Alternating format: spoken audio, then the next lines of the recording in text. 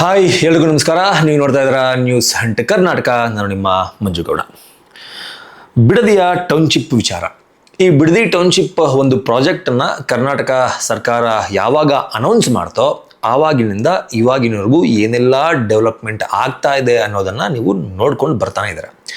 Almost 490 ದಿನ, ಹತ್ರ 500 ದಿನ ಅಂದ್ಕೊಳ್ಳಿ. ಬೈರಮಂಗಲದಲ್ಲಿ ಸಾಕಷ್ಟು ಜನ ರೈತರು, ಅಂದರೆ ಈ ಬಿಡದಿಯ ಟೌನ್ಶಿಪ್ಗೆ ಯಾವೆಲ್ಲ ರೈತರು ನಾವು ನಮ್ಮ ಜಮೀನನ್ನು ಕೊಡಲ್ಲ, ನೀವು 1 ಕೋಟಿ ಅಲ್ಲ, 2 ಕೋಟಿ ಅಲ್ಲ, 10 ಕೋಟಿ ಕೊಟ್ಟರು ಕೂಡ ನಾವು ನಮ್ಮ ಜಮೀನನ್ನು ಕೊಡಲ್ಲ. ಇದು ಅಂದರೆ ಈ ಜಮೀನಿನ ಮೇಲೆ ನಮಗೆ ಫೀಲಿಂಗ್ಸ್ ಇದೆ. ಸೊ ಹೀಗಾಗಿ ಯಾವುದೇ ಕಾರಣಕ್ಕೂ ಸರ್ಕಾರ ಏನು ತಿಪ್ಪುಲಾಗ ಹಾಕೊಂಡ್ರು ನಾವು ಕೊಡಲ್ಲ ಎನ್ನುವ ನಿಟ್ಟಿನಲ್ಲಿ, ಅಂದರೆ ಈ ಮನಸ್ಥಿತಿ ಇರುವಂತಹ ಒಂದಷ್ಟು ಹೋರಾಟಗಾರರು, ರೈತರು ಕಳೆದ ಒಂದು 490ರಿಂದ 500 ದಿನಗಳಿಂದ ಹೋರಾಟವನ್ನು ಮಾಡಿಕೊಂಡು ಬರ್ತಾನೆ ಇದ್ದಾರೆ. ಈ ಒಂದು ಹೋರಾಟ ಇತ್ತೀಚೆಗೆ, ಅಂದರೆ ಡೇ ಬೈ ಡೇ ಈ ಹೋರಾಟ ಬೇರೆ ಸ್ವರೂಪವನ್ನು ಪಡೆದುಕೊಳ್ತಾ ಇದೆ ಅಂದರೆ ತಪ್ಪಾಗಲ್ಲ. ಯಾಕಪ್ಪ ಅಂತಂದರೆ ಇತ್ತೀಚೆಗೆ, ಅಂದರೆ ನಿನ್ನೆ ಅಲ್ಲ ಮೊನ್ನೆ, ಈ ಒಂದು ಬಿಡದಿಯ ಟೌನ್ಶಿಪ್ ವಿಚಾರವಾಗಿ ರೈತರ ಜಮೀನನ್ನು ಸರ್ವೆ ಮಾಡೋದಕ್ಕೆ ಅಂತಹ ಒಂದಷ್ಟು ಜನ ಸರ್ಕಾರಿ ಅಧಿಕಾರಿಗಳು ಹೋಗಿರ್ತಾರೆ. ಅಂತಹ ಅಧಿಕಾರಿಗಳನ್ನು ತಡೆದು ಪೊರಕೆ ಹಾಗೂ ಕಲ್ಲುಗಳಿಂದ ಹೊಡೆದು ಅವರ ಜಾಗದಿಂದ, ಅಂದರೆ ರೈತರು ತಮ್ಮ ಜಮೀನಿನಿಂದ ಓಡಿಸುತ್ತಾರೆ. ಬಂದವ್ರೆ ನೋಡಿ, GMC ಮಾಡಕ್ಕೆ ಬಂದಂತವ್ರನ್ನ ನಮ್ಮ ಹೆಣ್ಮಕ್ಳು ರೈತ ಬಂದವ್ರು ತಡೆಯಕ್ಕೋಸ್ಕರ ನೋಡಿ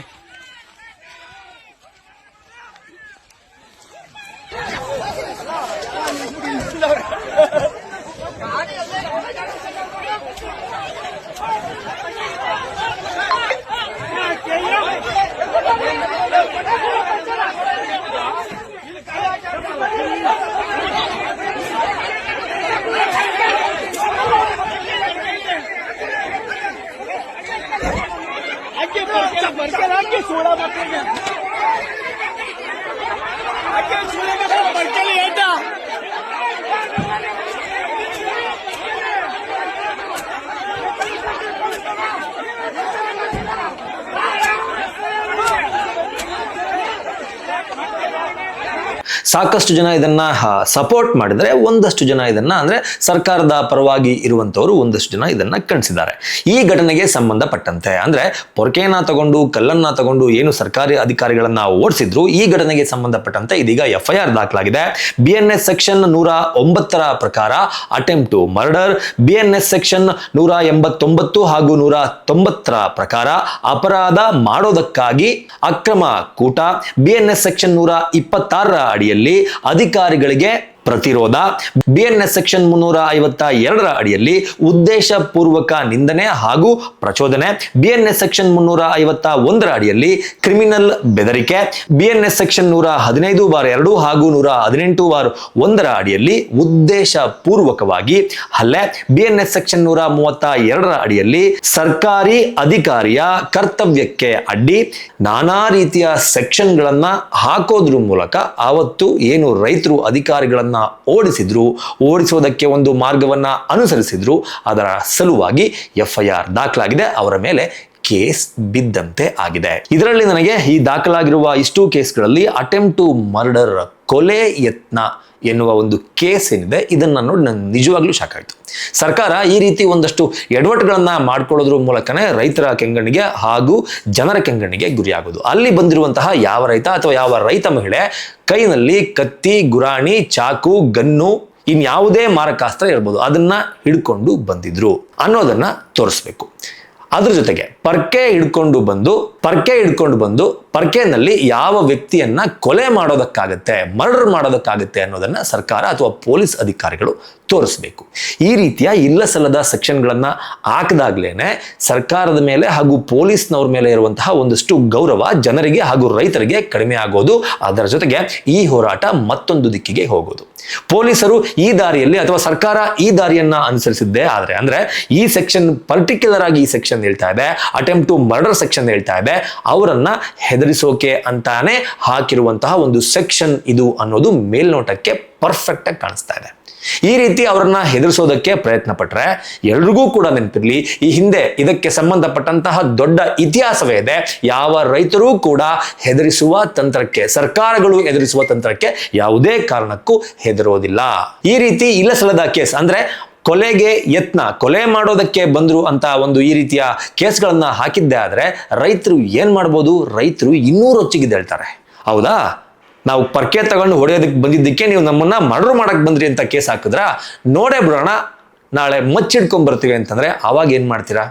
ನಿಜವಾಗ್ಲೂ ಇದು ರೈತರನ್ನ ಕೆರಳಿಸುವಂತಹ ಕೆಲಸ ಅನ್ನೋದು ಎದ್ದು ಕಾಣ್ತಾ ಇದೆ. ಈ ರೀತಿಯ ಇಲ್ಲ ಸಲ್ಲದ ಕೇಸ್. ಯಾವ ರೈತರು ತಾನೇ ಸರ್ಕಾರಿ ಅಧಿಕಾರಿಗಳನ್ನ ಕೊಲೆ ಮಾಡೋದಕ್ಕೆ ಹೋಗ್ತಾರೆ? ಯಾವ ರೈತರು ಹೋಗ್ತಾರೆ? ಅವರು ತಮ್ಮ ಜಮೀನನ್ನ ಉಳಿಸ್ಕೊಳ್ಳೋದಕ್ಕೆ ಹೋರಾಡ್ತಾ ಇದ್ದಾರೆ. ಕಾನೂನಿನ ಪ್ರಕಾರ ನೀವು ಅವ್ರಿಗೆ ಏನ್ ಹೇಳಬೇಕು, ಯಾವ ರೀತಿ ಅವ್ರನ್ನ ಕನ್ವೆ ಮಾಡಬೇಕು, ಯಾವ ರೀತಿ ಕನ್ವೆ ಮಾಡುವ ಮೂಲಕ ಅವರ ಜಮೀನನ್ನ ನೀವು ಪಡ್ಕೋಬೇಕು, ಆ ನಿಟ್ಟಿನಲ್ಲಿ ಯೋಚನೆ ಮಾಡಬೇಕು. ಅದನ್ನ ಬಿಟ್ಬಿಟ್ಟು ಅವರ ವಿರೋಧ ಇದ್ರೂ ಸಹ ಅವರ ಅನುಮತಿ ಇಲ್ಲದೆ ಅವರ ಜಮೀನಿಗೆ ನೀವು ಹೋಗ್ಬಿಟ್ಟು ಸರ್ವೆ ಮಾಡ್ಕೊಂಡು ನಿಂತ್ಕೊಂಡ್ರೆ ಯಾವ ರೈತ ಸುಮ್ಮನಿರ್ತಾನೆ? ಬೇರೆ ಯಾರ್ದೋ ಜಾಗದಲ್ಲಿ ಅಥವಾ ಸರ್ಕಾರಿ ಜಾಗದಲ್ಲಿ ಸರ್ವೆ ಮಾಡೋದಕ್ಕೆ ಹೋಗಿ ಆಗ ಒಂದಷ್ಟು ಜನ ಬಂದು ತೊಂದರೆ ಕೊಟ್ಟರೆ ಅದು ತಪ್ಪು, ಒಪ್ಕೊಳ್ಳೋಣ. ರೈತರ ಜಮೀನು, ಅವ್ರ ಜಮೀನನ್ನ ಸರ್ವೆ ಮಾಡೋದಕ್ಕೆ ಸರ್ಕಾರಿ ಅಧಿಕಾರಿಗಳು ಹೋಗಿದ್ದಾರೆ, ಅದನ್ನ ಅವರು ವಿರೋಧ ಮಾಡಿದ್ದಾರೆ. ತಪ್ಪೇನು? ಇದರಲ್ಲಿ ಯಾವ ರೀತಿ ತಪ್ಪು ಕಾಣಿಸ್ತಾ ಇದೆ? ಸರ್ಕಾರ ಈ ನಿಟ್ಟಿನಲ್ಲಿ ಕೂತ್ಕೊಂಡು ನಿಜವಾಗ್ಲೂ ಸೀರಿಯಸ್ ಆಗಿ ಯೋಚನೆ ಮಾಡುವಂತಹ ಪರಿಸ್ಥಿತಿ ರೈಟ್ ನೌ ನಿರ್ಮಾಣ ಆಗಿದೆ. ದಯವಿಟ್ಟು ಈ ಕಡೆ ಗಮನವನ್ನು ಹರಿಸಿ. ಇದ್ರ ಜೊತೆಗೆ ನಾನು ನಿನ್ನೆ ಬೈರಮಂಗಲಕ್ಕೆ ಹೋಗಬೇಕು, ಅಂದರೆ ಸರ್ಕಾರಿ ಅಧಿಕಾರಿಗಳನ್ನ ಹೊಡೆದು ಓಡಿಸಿದಂತಹ ಒಂದು ಪ್ರಕರಣ ಆದ ತಕ್ಷಣ ನಾನು ಬೈರಮಂಗಲಕ್ಕೆ ಹೋಗಬೇಕು, ಅಲ್ಲಿಯ ರೈತರು ಏನು ಹೇಳ್ತಾರೆ ಕೇಳಬೇಕು ಅಂತ ಡಿಸೈಡ್ ಮಾಡಿ ನನ್ನೆ ಬೈರಮಂಗಲಕ್ಕೆ ಹೋಗಿದ್ದೆ. ಬೈರಮಂಗಲದಲ್ಲಿ ಹೋದಾಗ ನನಗೆ ನಿಜವಾಗ್ಲೂ ಶಾಕ್ ಆಯಿತು. ಅಲ್ಲಿ 2 ರೀತಿಯ ಹೋರಾಟ ನಡೀತಾ ಇದೆ ಒಂದೇ ಜಾಗದಲ್ಲಿ. ಬೈರಮಂಗಲ ಒಂದೇ ಜಾಗದಲ್ಲಿ ಒಂದು 100ರಿಂದ 150 ಮೀಟರ್ ಅಂತರದಲ್ಲಿ 2 ರೀತಿಯ ಹೋರಾಟ ನಡೀತಾ ಇದೆ. ಒಂದು ಹೋರಾಟ, ಒಂದು ಕಡೆ ಶಾಮಿಯಾನ ಹಾಕೊಂಡು ಹೋರಾಟ ಮಾಡ್ತಿದ್ದಾರೆ. ಏನಪ್ಪಾ ಅಂತಂದ್ರೆ, ನಮ್ಮ ಮಕ್ಕಳ ಮುಂದಿನ ಭವಿಷ್ಯಕ್ಕಾಗಿ ನಾವು ನಮ್ಮ ಜಮೀನನ್ನ ಬಿಡದಿ ಟೌನ್ಶಿಪ್ಗೆ ಕೊಡೋದಕ್ಕೆ ರೆಡಿ ಆಗಿದ್ದೀವಿ ಅಂತ ಒಂದಷ್ಟು ಜನ ರೈತರು ಕುತ್ಕೊಂಡು ಹೋರಾಟವನ್ನ ಮಾಡ್ತಾ ಇದ್ರೆ, ಇನ್ನೊಂದು ಕಡೆ ಯಾವುದೇ ಕಾರಣಕ್ಕೂ ತಿಪ್ಪರ್ಲಾಗ ಹಾಕಿದ್ರು ಕೂಡ ನಮ್ಮ ಜಮೀನನ್ನ ನಾವು ಕೊಡೋದಿಲ್ಲ, ಬಿಡದಿ ಟೌನ್ಶಿಪ್ಗೆ ನಮ್ಮ ವಿರೋಧ ಇದೆ, ಇದು ನಮ್ಮ ಫೀಲಿಂಗ್ಸ್ ಜೊತೆಗೆ ಆಟವಾಡಬೇಡಿ, ಇದು ಫಲವತ್ತಾದಂತಹ ಭೂಮಿ, ದಯವಿಟ್ಟು ಈ ಭೂಮಿಯನ್ನ ನಮ್ಮ ಕೈಯಿಂದ ಬಲವಂತವಾಗಿ ಕಿತ್ಕೋಬೇಡಿ, ಯಾವುದೇ ಕಾರಣಕ್ಕೂ ನಾವು ಭೂಮಿಯನ್ನ ಕೊಡೋದಿಲ್ಲ ಅನ್ನೋದು ಇನ್ನೊಂದಷ್ಟು ಜನರ ಹೋರಾಟ. ಸೊ ನಾನು ಫಸ್ಟು ಯಾವೆಲ್ಲ ರೈತರು ಭೂಮಿಯನ್ನ ಕೊಡೋದಕ್ಕೆ ರೆಡಿ ಆಗಿದ್ದಾರೆ ಅವ್ರನ್ನ ಮಾತನಾಡಿಸ್ತೆ. ಅವ್ರು ಏನ್ ಹೇಳಿದ್ರು ಅಂತಂದ್ರೆ, ರೈತರು ಭೂಮಿ ಕೊಡೋದ್ರಿಂದ ಅಭಿವೃದ್ಧಿ ಅಂತಲ್ಲ, ನಮ್ಮನ್ನ ಇದರಲ್ಲಿ ನಮ್ಮನ್ನ ಪಾರ್ಟ್ನರ್ ಮಾಡ್ಕೊಂಡವ್ರೆ. ಇದು ರೈತರನ್ನ ಒಕ್ಕಲೆಬ್ಬಿಸ್ತಾ ಇಲ್ಲ, ಇಲ್ಲಿ ಊರುಗಳಂಗೆ ಬಿಡ್ತಾರೆ. ನಮ್ಮ ಭವಿಷ್ಯಕ್ಕೆ ಇಲ್ಲಿ ಏನಾಗಿದೆ ಅಂದರೆ, ಇಲ್ಲಿ ವಸತಿ ಜನರಿಗೆ ನಿವೇಶನದವ್ರಿಗೆ ನಿವೇಶನ ಕೊಡ್ತಾವ್ರೆ. ರೈತರಿಗೆ ಇಲ್ಲಿ 9693 ಅಡಿ ನಮಗೆ ಪ್ರಾಜೆಕ್ಟಲ್ಲಿ ಜಮೀನು ಕೊಡ್ತಾವ್ರೆ. ಅದು ಬೇಡ ನೀವು ದುಡ್ಡು ತಗೋಬೋದು, ಮರ ಗಿಡದ ದುಡ್ಡು ತಗೋಬೋದು, ರೇಷ್ಮೆ ಕಾಸು ಕೊಡ್ತಾರೆ, ಮಾವಿನ ಗಿಡ ಕಾಸು ಕೊಡ್ತಾರೆ, ಮತ್ತು ಇದಕ್ಕೆ ಬಾಳೆ ಕಾಸು ಕೊಡ್ತಾರೆ. ಪ್ರತಿಯೊಂದು ಹಂತವಾಗಿ ಪ್ರತಿಯೊಂದಕ್ಕೂ ಪರಿಹಾರ ಕೊಡ್ತಾರೆ, ಕಾಸುಗಳು ಕೊಡ್ತಾರೆ. ಯಾವುದು ನಿಮ್ಗೆ ಇದು ಗೊತ್ತಾ ಇಲ್ಲ. ನಮಗೆ ಪ್ರಾಜೆಕ್ಟ್ ತುಂಬಾ ನೆಸಿಟಿ ಇದೆ. ಯಾಕೆ ಅಂದರೆ ನಮ್ಮ ಮಕ್ಕಳು ಭವಿಷ್ಯ ಇದರಲ್ಲಿ ಅಡಗಿದೆ. 100 ವರ್ಷದ ಇತಿಹಾಸನ ನಾವು ಮತ್ತೆ ಮರುಕಳಿಸ್ಬೋದು. ಇವತ್ತು ವೆಸ್ಟರ್ನ್ ಕಂಟ್ರೀಸಲ್ಲೆಲ್ಲ ನೋಡ್ತಾ ಇದ್ದೀವಿ, ಯಾವ ಮಕ್ಕಳು ಹೋದವ್ರು ಫಾರಿನ್ಗೆ ಹೋದವ್ರು ಯಾರು ವಾಪಸ್ ಬರ್ತಿಲ್ಲ. ಯಾಕೆಂದ್ರೆ ಎಲ್ಲ ಸೌಕರ್ಯಗಳು ಐತೆ. ಅಪ್ಪ ಅಮ್ಮನ ಹೆಣ ನೋಡೋಕ್ಕೆ 5ನೇ ದಿವಸಕ್ಕೂ 6ನೇ ದಿವಸಕ್ಕೂ ನಾವೆಲ್ಲ ಫ್ರೀಸರಲ್ಲಿ ಇಟ್ಬಿಟ್ಟು ಅಲ್ಲಿ ಇದರಲ್ಲಿ ದೊಡ್ಡ AC ಇದರಲ್ಲಿ ಹಾಸ್ಪಿಟಲ್ಗಳಲ್ಲಿ ಇಟ್ಟು ತೊಗೊಂಬರ್ಬೇಕು. ಪರಿಸ್ಥಿತಿ ಹಂಗಾಗಿದೆ. ಇವತ್ತು ನಮಗೆ AICT ಆಗ್ತಿದೆ, ಇಡೀ ಏಷ್ಯಾದಲ್ಲಿ ಒಂದು ದೊಡ್ಡದೊಂದು AICT ಆಗ್ತಿದೆ ಅಂತ ಅಂದಾಗ ಅದನ್ನು ಖುಷಿ ಪಡ್ಬೇಕಲ್ವ ನಾವು ಪೇರೆಂಟ್ಗಳಿರ್ಬೋದು, ನಾವೆಲ್ಲ ಅಕ್ಕಪಕ್ಕದವರೆಲ್ಲ ಇದ್ರ ಬಗ್ಗೆ ತಿಳಿ ಹೇಳಬೇಕು. AICT ಮೀನ್ಸ್ ಏನಂತಾನೆ ಗೊತ್ತಿಲ್ಲ ಅವ್ರಿಗೆ. ಸುಮ್ಮನೇನೋ ಗಬ್ಬೆಬ್ಬರಿಸ್ಬೇಕು, ಇಲ್ಲಿ ಬಂದು ಪ್ರಾಜೆಕ್ಟ್ನ ಕಿತ್ತಾಕಬೇಕು, ಇದೇ ಉದ್ದೇಶ. ಈ ಪ್ರಾಜೆಕ್ಟ್ನಿಂದ ಸಾವಿರಾರು ಜನ ಬದುಕೊಂತಾರೆ. ಪ್ರತಿ ಕುಟುಂಬದಲ್ಲೂ ಎಲ್ಲ ವಿದ್ಯಾವಂತರುಗಳಿಗೂ ಅವರವರ ವಿದ್ಯೆಗೆ ತಕ್ಕನಾಗಿ, ವಿದ್ಯಾಭ್ಯಾಸಕ್ಕೆ ತಕ್ಕನಾಗಿ, ಕ್ವಾಲಿಫಿಕೇಶನ್ ತಕ್ಕನಾಗಿ ಎಲ್ರಿಗೂ ಸಿಗ್ತದೆ. ಅದರದೇ ಆದಂಥ ಒಂದು ಡೆಸಿಗ್ನೇಷನ್ ಸಿಗುತ್ತೆ. ಇದು ಭೂಮಿಯನ್ನ ಕೊಡೋದಕ್ಕೆ ರೆಡಿ ಇರುವಂತಹ ಒಂದಷ್ಟು ರೈತರ ಮಾತು. ಇನ್ನ ಭೂಮಿಯನ್ನ ನಾವು ಕೊಡಲ್ಲ ಅಂತ ಇರುವಂತಹ ರೈತರು ಏನ್ ಹೇಳ್ತಾರೆ ಅಂತಂದ್ರೆ, ನನ್ನ ಮೇಲೆ 2 FIR ಹಾಕಿದ್ರೆ ಅಂದರೆ ನನ್ನ ಕೇಳೋ ಸ್ವಾತಂತ್ರ್ಯ ಇಲ್ವಾ? ನನ್ನ ಜಮೀನು ನಾನು ಉಳಿಸ್ಕೋಬೇಕು ಅನ್ನೋದಿಲ್ವಾ? ಇವ್ರು ಏನಾದರೂ ನಮಗೆ ಇವ್ರು ಅಪ್ತಿರ್ ಮನೆಯಿಂದ ಕೊಟ್ಟಿರೋ ಜಮೀನು ನನಗೆ ಕಿತ್ಕೋತಾ ಇದ್ದೀವಿ ವಾಪಸ್ಸು. ನನಗೆ ನಮ್ಮ ಅಪ್ತಿರ್ ಮನೆ ಹಸಿ ನಮ್ಮ ಮಾವದಿರು ಕೊಟ್ಟಿರೋದು, ನಮ್ಮ ತಾತಿರು ಉಳಿಸೋಗಿರೋದು ಅಂದಮೇಲೆ ನಾವು ಯಾಕೆ ಕೊಡ್ಬೇಕು ಇವ್ರಿಗೆ? ಅವ್ರಿಗೆ ಎಷ್ಟು FIR ಹಾಕಿದ್ರು ನಾವು ಯಾರು ಬಗ್ಗಲ್ಲ ಸರ್, ನಾವು ಕೊಡಲ್ಲ. ಅವರು ತಗೊಂಡೋಗಿ ಕೂರಿಸ್ತಾರ, ನಮ್ಮ ಹೊಸಕರ ಕುರಿ ಮೇಕೆ ಅಂತ ಬರ್ತೀವಿ, ಜೈಲಲ್ಲಿ ಕೂರಿಸ್ಲಿ, ಎಲ್ರಿಗೂ ಊಟ ಹಾಕ್ಲಿ, ನಾವು ಕೂತಿರ್ತೀವಿ, ನಾವು ಹೊಲದಲ್ಲಿ ಸಾಕಾಗಿರ್ತೀವಿ. ಮಳೆ ಇಲ್ಲ, ಹೆಂಗೆ ಮೊದಲೇ ಬರಗಾಲ ಬಂದಿದೆ, ರಾಜಿನ ತಕ್ಕಂತೆ ಮಳೆಗಾಲ ಅನ್ನೋ ಥರ ಬಂದ್ಬಿಟ್ಟಿದೆ, ಅದನ್ನು ಬರಗಾಲ ಬಂದ್ಬಿಟ್ಟಿದೆ. ರಾಜ ಆಳ್ತಾವನಲ್ಲ, ಈ ರಾಜನ ತಕ್ಕಂತೆ ಬರಗಾಲ ಬಂದಿದೆ, ಕುಡಿಸ್ಲಿ, ನಮಗೂ ಕರ್ಕೊಂಡೋಗಿ ಎಲ್ಲರೂ ಬರ್ತೀವಿ. ನಮ್ಮ ನಿರ್ಧಾರ FIR ಎಲ್ಲ ಅವ್ರು ಏನು ತಗೊಂಡೋಗಿ ಈಗಲೇ ಕುಂಡಿಸ್ಕೊಳ್ಳಿ, ಈಗಲೇ ಹೋಗಿ ಕುತ್ಕೋತೀವಿ. ನಾವೇನು ಒಬ್ರಿಬ್ರೇನು ಕುತ್ಕೊಳ್ಳಲ್ಲ. ಈಗ ನಾನು ಒಬ್ಳು ಬಂದರೆ ನನ್ನ ಗಂಡನ ಗುಟ್ಟ ಹಾಕೋರು, ನಮ್ಮ ಅತ್ತೆ ಗುಟ್ಟ ಹಾಕೋರು, ನಮ್ಮ ಮಾವನಿಗೆ ಯಾರು ನೋಡ್ಕೋತಾರೆ? ಎಲ್ಲರೂ ಬರ್ತೀವಿ, ಎಲ್ಲರೂ ಸಾಕ್ಲಿ, ಅವರು ಕುಂಡಿಸ್ಲಿ, ಎಲ್ಲರೂ ಮನೆ ಮಂದಿ ಎಲ್ಲ ಬರ್ತೀವಿ, ನನ್ನ ಮಕ್ಕಳನ್ನು ಕರ್ಕೊಬರ್ತೀನಿ, ಸಾಕ್ಲಿ ಅವರು. ನಮ್ಮ ಹೊಸ ಕರಿಗೆ ಹುಲ್ಲು ಯಾರಕ್ಕಾರು ನಾನು ಎಲ್ಲ ಬಂದ್ಮೇಲೆ ಹಾಕ್ಲಿ ಹುಲ್ಲು ಸೊಪ್ಪೆಲ್ಲ, ಸಗಣಿ ಎತ್ಲಿ ಅವರು, ತೊಳಿಲಿ ಎಲ್ಲ ಮಾಡಲಿ. ನಾನೇನು ಕೆಲಸ ಮಾಡ್ತಿದ್ದೆ, ಸ್ಟೇಷನಲ್ಲೂ ಮಾಡಿಸ್ಲಿ, ಅವರೇ ಮಾಡಲಿ ಎಲ್ಲನೂ. ನಾವೇ ರಾಜ್ಯದ ಥರ ಕೂತಿರ್ತೀವಿ, ಅವ್ರು ಸೇವಕರ ಥರ ಮಾಡಲಿ ನಮ್ಮ ಕೆಲಸನ. ನಾವೇನು ಬಗ್ಗಲ್ಲ, ನಾವು ಬಿಡೋದು ಇಲ್ಲ. ಯಾವುದೇ ಕಾರಣಕ್ಕೂ ಹೊಲ ಮನೆ ಅಂತ ಏನು ಬಿಡಲ್ಲ. ಬರ್ತೀವಿ, ಎಷ್ಟು FIR ಹಾಕೊಳ್ಳಿ ಸರ್, ನಾವು ಜಗ್ಗಲ್ಲ ಬಿಡಲ್ಲ. ಜಮೀನು ನಾವು ಕೊಡಲ್ಲ ಅಂದರೆ ನಾವು ಕೊಟ್ಬಿಟ್ಟು ನಾವು ಏನು ಮಾಡೋಣ? ಭಿಕ್ಷೇತನ ನಮ್ಮ ತಾತ ನಮ್ಮ ಅಪ್ಪನ ಕೊಟ್ಟಾಗ ನಮ್ಮ ಅಪ್ಪನ ನಮಗೆ ಕೊಟ್ಟ, ನಾವು ನಮ್ಮ ಮಕ್ಕಳು ಕೊಡಬೇಕು, ಮೊಮ್ಮಕ್ಕಳು ಕೊಡಬೇಕು. ಜಮೀನು ಕೊಟ್ಟು ನಾವು ಎಲ್ಲಿ ಹೋಗೋಣ? ಇದೋ ಒಂದೊಂದು ಎಕರೆ ಮಡಿಕೊಂಡಿದ್ದೀವಿ, 1 ಎಕರೆ ದುಡ್ಡು ಅವ್ರು 2 ಕೋಟಿ ಕೊಟ್ಬಿಟ್ರೆ ಒಂದು 6 ತಿಂಗಳು ಖರ್ಚಾಗೋಗುತ್ತೆ. ಆಮೇಲೆ ನಾವೇನು ಗತಿ ಮಾಡೋಣ? ನಮ್ಗೆ ಈಗ 72 ವಯಸ್ಸು, ನಾವು ಎಲ್ಲೂ ಹೋಗೋಣ ಕೆಲಸಕ್ಕೆ? ನೆನ್ನೆ ನೋಡಿ ಹೊಡೆದಿದ್ದ ನೋಡಿ, ಲೇಟ್ ಬಿದ್ದ ನಾನೇ ಲೇಟ್ ತಗೊಂಡವನು. GMC ಮಾಡೋಕ್ಕೆ ಬಂದು ನೋಡಿ ಹೆಂಗೆ ಇದಾಗಿ ನೋಡಿ. ಈ ಥರ ದೌರ್ಜನ್ಯ ಮಾಡ್ತಾರೆ ಕಾಂಗ್ರೆಸ್ ಕರ್ಕೊಂಡು. ದೌರ್ಜನ್ಯ ಮಾಡಿಬಿಟ್ರೆ ನಾವೇನು ಎದಕ್ಕೋತೀವಾ? ಯಾವುದೇ ಕಾರಣಕ್ಕೂ ಎದಕ್ಕೊಳ್ಳಲ್ಲ. ಅವನು DK ಅವನ ಅಪ್ಪನ ಮನೆಗೆ ಅವ್ನಿಗೆ ಹೆಚ್ಚು, ಅವ್ನು ತಾಲೂಕು ಹೆಚ್ಚು.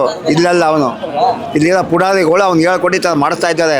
ನಾವು ಯಾವ್ದಕ್ಕೂ ಎದುರಿಲ್ಲ, ಜಗ್ಗಲ್ಲ, ಬಗ್ಗೋದು ಇಲ್ಲ. ನಾವು 1 ಇಂಚು ಭೂಮಿನೂ ಕೊಡೋದಿಲ್ಲ, ಯಾವುದೇ ಕಾರಣಕ್ಕೂ ಕೊಡಲ್ಲ. ಭೂಮಿಯನ್ನ ನಾವು ಕೊಡಲ್ಲ ಅಂತ ಯಾವೆಲ್ಲ ರೈತರು ಹಠ ಹಿಡ್ಕೊಂಡು ಕೂತ್ಕೊಂಡಿದ್ದಾರೋ, ಹೋರಾಟವನ್ನ ಮಾಡ್ತಾ ಇದ್ದಾರೋ, ಅಂತಹ ರೈತರು ಹೇಳಿರುವಂತಹ ಮಾತು. ಇವ್ರು ಹೇಳ್ತಾರೆ, ಯಾವುದೇ ಕಾರಣಕ್ಕೂ ನಾವು ಭೂಮಿಯನ್ನ ಕೊಡಲ್ಲ. ಇವತ್ತು ಪರ್ಕೆ ಹಿಡ್ಕೊಂಡು ಬಂದಿದ್ವಿ, ನಮ್ಮ ಮೇಲೆ ಸುಮ್ಮನೆ ಕೇಸ್ಗಳನ್ನ ಹಾಕಿದ್ರೆ, FIRಗಳನ್ನ ಮಾಡಿದ್ರೆ ನಾವು ಹೆದರಲ್ಲ. ಇವತ್ತು ಪರ್ಕೆನ ಹಿಡ್ಕೊಂಡು ಬಂದಿರೋ ನಾವು ನಾಳೆ 1K ಹಿಡ್ಕೊಂಡು ಬರಬೇಕಾದಂತಹ ಸ್ಥಿತಿ ನಿರ್ಮಾಣ ಆಗುತ್ತೆ, ನೋಡ್ತಾ ಇರಿ ಅಂತ ಸರ್ಕಾರಕ್ಕೆ ಎಚ್ಚರಿಕೆಯನ್ನ ಕೊಟ್ಟಿದ್ದಾರೆ. ಸೊ ಈ ಹೋರಾಟ ನಡೀತಾ ಇದೆ. ನಾನು ಓದಂತಹ ಕೆಲಸ ಮುಗೀತು. ಎರಡೂ ಕಡೆ, ಈ ಕಡೆ ಇರುವಂತಹ ರೈತರನ್ನು ಮಾತನಾಡಿಸ್ತೆ, ಈ ಕಡೆ ಇರುವಂತಹ ರೈತರನ್ನು ಮಾತಾಡಿಸ್ತೆ. ನನ್ನ ಕಣ್ಣಿಗೆ ಕಂಡದ್ದೇನಪ್ಪ ಅಂತಂದ್ರೆ, ಭೂಮಿಯನ್ನ ಕೊಡ್ತೀವಿ ಅಂತ ಹೇಳ್ತಾ ಇರುವಂತಹ ರೈತರ ಹೋರಾಟ ಏನ್ ನಡೀತಾ ಇತ್ತು, ಅಲ್ಲಿ ಶಾಮಿಯಾನದ ಕೆಳಗೆ ಕುಳಿತಿರುವಂತಹ ರೈತರ ಸಂಖ್ಯೆ ಕಮ್ಮಿ ಇತ್ತು. ಯಾವೆಲ್ಲ ರೈತರು ಭೂಮಿಯನ್ನ ಕೊಡೋದಿಲ್ಲ ಅಂತ ಹೇಳ್ತಾ ಇದ್ದಾರೆ, ಅಲ್ಲಿ ಹೋರಾಟವನ್ನ ಮಾಡ್ತಾ ಇರುವಂತಹ ರೈತರ ಸಂಖ್ಯೆ ಹೆಚ್ಚಾಗಿತ್ತು. ಇದು ನಿನ್ನೆ ನನ್ನ ಕಣ್ಣಿಗೆ ಕಂಡಂತಹ ದೃಶ್ಯ. ಸೊ ಮಾತಾಡಿ ಮುಗಿಸಿ ಆದಮೇಲೆ ನಾನು ವಾಪಸ್ ಅಲ್ಲಿಂದ ಹೊರಡುವಂತಹ ಸಂದರ್ಭದಲ್ಲಿ ನನ್ನ ಕಾರನ್ನು ಯಾವ ರೈತರು ಭೂಮಿಯನ್ನು ಕೊಡೋದಕ್ಕೆ ರೆಡಿ ಇದ್ದೀವಿ, ನಮ್ಮ ಮಕ್ಕಳ ಭವಿಷ್ಯ ನಮಗೆ ಮುಖ್ಯ ಅಂತ ಹೇಳಿದ್ರಲ್ಲ, ಅಲ್ಲೇ ನನ್ನ ಕಾರನ್ನು ಪಾರ್ಕ್ ಮಾಡಿದ್ದೆ. ಆ ಕಾರನ್ನು ತಗೊಂಬರೋಣ ಅಂತ ವಾಪಸ್ ಹೋಗಬೇಕಾದ್ರೆ ನಿಜವಾಗ್ಲೂ ನನಗೆ ಆಶ್ಚರ್ಯ ಆಯಿತು. ಯಾಕೆ ಆಶ್ಚರ್ಯ ಆಯಿತು ಅಂತೀರಾ? ಈ ದೃಶ್ಯ ನೋಡಿ. ನಾನು 1 ಗಂಟೆಯಿಂದ 2 ಗಂಟೆಯ ಆಸುಪಾಸಿನಲ್ಲಿ ಬೈರಮಂಗಲಕ್ಕೆ ಎಂಟ್ರಿ ಕೊಟ್ಟಾಗ ಅಲ್ಲಿ ಆರಂಭದಲ್ಲಿ ಇದ್ದಂತಹ ಜನ ಇಷ್ಟು, ನೀವೇನು ಸ್ಕ್ರೀನ್ ಮೇಲೆ ನೋಡ್ತಾ ಇದ್ದೀರಾ, ಇಷ್ಟು ಜನ ಇದ್ರು. ನಾನು ವಾಪಸ್ ಬರಬೇಕಾದ್ರೆ ಆ ಶಾಮಿಯಾನದ ಕೆಳಗೆ, ಅಂದರೆ ಭೂಮಿಯನ್ನ ಕೊಡ್ತೀವಿ ಅಂತ ಏನು ಹೇಳ್ತಾ ಇದ್ರಲ್ಲ ರೈತರು, ಆ ಶಾಮಿಯಾನದ ಕೆಳಗೆ ಕುಳಿತಿರುವವರ ಸಂಖ್ಯೆ 0. ಅಷ್ಟೂ ಚೇರ್ಗಳು ಖಾಲಿ ಇತ್ತು. ಆದರೆ ಭೂಮಿಯನ್ನ ಕೊಡಲ್ಲ ಅಂತ ಏನು ಹೇಳ್ತಾ ಇದ್ರು, ಅಲ್ಲಿ ಜನರು ಇಂದಿಗೂ ಸಹ, ಇವತ್ತಿಗೂ ಸಹ ಪ್ರತಿಭಟನೆಯನ್ನ ಮಾಡ್ತಾ ಇದ್ದಾರೆ. ಇದರಿಂದ ಏನು ಅರ್ಥ ಆಗುತ್ತೆ? ನೀವೇ ಅರ್ಥ ಮಾಡ್ಕೊಳ್ಳಿ. ಭೂಮಿಯನ್ನ ಕೊಡಲ್ಲ ಎನ್ನುವ ರೈತರ ಹೋರಾಟ ನಿಜವಾದ ಹೋರಾಟದ ರೀತಿ ನಿನ್ನೆ ನನ್ನ ಕಣ್ಣಿಗೆ ಕಾಣ್ತು. ಯಾಕಪ್ಪ ಅಂತಂದ್ರೆ, ನಾವು ಹೋದಾಗ ಇದ್ದಂತಹ ಜನ ನಾವು ಬರಬೇಕಾದ್ರೆ ಇರಲಿಲ್ಲ. ಅಂದ್ರೆ ಯಾರು ಭೂಮಿಯನ್ನ ಕೊಡ್ತೀವಿ ಅಂತ ಹೋರಾಟವನ್ನ ಮಾಡ್ತಾ ಇದ್ರೋ, ಶಾಮಿಯಾನವನ್ನ ಹಾಕೊಂಡು ಅದರ ಕೆಳಗಡೆ ಕುಳಿತಿದ್ರೋ, ಅಲ್ಲಿ ರೈತರು ಇರಲಿಲ್ಲ. ಅಲ್ಲಿ ಯಾವ ಒಬ್ಬ ಜನರು ಸಹ ಇರಲಿಲ್ಲ. ಇದು ನಿನ್ನೆ ನನ್ನ ಕಣ್ಣಿಗೆ ಕಂಡಂತಹ ದೃಶ್ಯ. ಇದನ್ನ ನೋಡಿದಾಗ ಏನನ್ಸುತ್ತೆ? ಮಾಧ್ಯಮಗಳಿಗಾಗ್ಲಿ ಅಥವಾ ನನ್ನಂತಹ ಪತ್ರಕರ್ತರು ಅಲ್ಲಿಗೆ ಹೋಗಿ ವಿಸಿಟ್ ಮಾಡಿದಾಗಲಿ ಏನನ್ಸುತ್ತೆ? ಈ ಹೋರಾಟ ನಿಜ ಅನ್ಸುತ್ತಾ ಅಥವಾ ಈ ಹೋರಾಟ ನಿಜ ಅನ್ಸುತ್ತಾ? ಕಮೆಂಟ್ ಸೆಕ್ಷನ್ ಮೂಲಕ ನೀವೇ ತಿಳಿಸಿ ಅಂತ ಕೇಳ್ಕೊತಾ ಈ ವಿಡಿಯೋನ ಮುಗಿಸ್ತಾ ಇದ್ದೀನಿ. ಬಿಡದಿಯ ಟೌನ್ಶಿಪ್ ವಿಚಾರವಾಗಿ ನಿಮ್ಮ ಅಭಿಪ್ರಾಯ ಏನು ಅನ್ನೋದನ್ನ ತಿಳಿಸಿ.